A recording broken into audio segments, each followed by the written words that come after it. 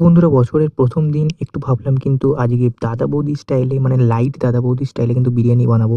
তো আমি যেহেতু দুজনের জন্য বিরিয়ানি বানাবো সেই অনুযায়ী চালটা নিয়ে নিয়েছি। তো এরপরে কিন্তু চালটাকে ভিজিয়ে রেখে বিরিয়ানির গোটা গরম মসলা আর নুনকে কিন্তু গরম জলে দিয়ে তার মধ্যে চালটাকে দিয়ে ফুটিয়ে নিয়ে কিন্তু দেখতে পাচ্ছ আমি তুলে নিলাম। একদম রেডি হয়ে গেছে চালটা দিয়ে। এরপর যেহেতু কড়ার মধ্যেই টোটাল রান্নাটা হবে, তেল দিয়ে পেঁয়াজটাকে কিন্তু বেরেস্তার মতো করে কিন্তু ভেজে নিতে হবে। এরপর কিন্তু পেঁয়াজটা লাল হয়ে গেলে ওর মধ্যে কিন্তু জল দিয়ে যতটা পরিমাণ লঙ্কা ততটা পরিমাণ লঙ্কা দিয়ে নুন দিয়ে পরিমাণ মতো এটাকে কিন্তু ভালো করে মিক্স করে নিতে হবে। দেখতেই পাচ্ছ এরকম কালারটা খুব সুন্দর এসছে। তারপরে কিন্তু কেটে রাখা আলুগুলোকে কিন্তু যটা আলু তোমরা দিতে চাও সেগুলো কিন্তু দিয়ে তারপরে হয়ে গেলে কিন্তু তুলে নিয়ে তার মধ্যেই কিন্তু বিরিয়ানির গোটা মসলা দিয়ে ওই জলেই কিন্তু চিকেনটাকে দিয়ে দিতে হবে। দেখতে পাচ্ছ চিকেনটা কিন্তু ভালোভাবে অনেকক্ষণ ধরে ফোটাতে হবে। আর এই যেটা যাচ্ছে সেটা কিন্তু পেঁয়াজ আর রসুনের যে রসটা মানে দাদা বৌদিতে দেয়। আর দেখতে পাচ্ছ তারপরে দিয়ে গেল কিন্তু বিরিয়ানি মসলা আর আলুটা।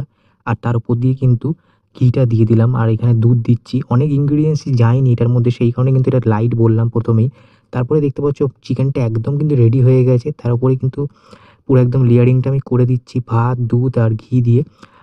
তো দেখতে পাচ্ছ একদম কিন্তু লেয়ারিংটা হয়ে গেছে সম্পূর্ণ। এরপরে কিন্তু ০.৫ ঘন্টা দমে দিয়ে দিয়েছিলাম। তারপরে কিন্তু তুলে নিয়ে দেখতে পাচ্ছ একদম কিন্তু রেডি হয়ে গেছে।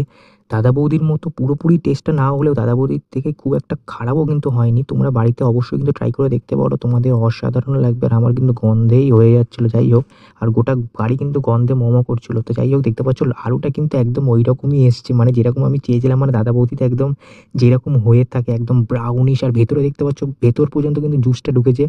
আর আমি শুধু মুখেও আলুটা খেয়ে দেখলাম যথেষ্ট টেস্টি ছিল। আর নুন সমস্ত কিন্তু মানে স্বাদটা যে পেঁয়াজের রসের যে টেস্টটা সেটাও কিন্তু যথেষ্ট ভালো মানে ফ্লেভারটা ঢুকেছিল। তো চলো একটু মানে ফার্স্টে কিন্তু চিকেন দিয়ে আর একটু স্যালাড দিয়ে খেয়ে দেখি। ফার্স্টে দেখতে পাচ্ছ চিকেনটা খুবই পরিমাণে সফট হয়েছে। দেখতেই পাচ্ছ। আর দেখো তোমাদের একটু লেগ পিসটা তুলে দেখাই। দেখো একদম কিন্তু হাড্ডিটা খুলে হাতে চলে এলো। মানে এতটা পরিমাণে বয়েলড হয়েছে চিকেনটা। পুরোটা কিন্তু মানে একদম আলাদা হয়ে গেছে মাংস আর হাড্ডিটা।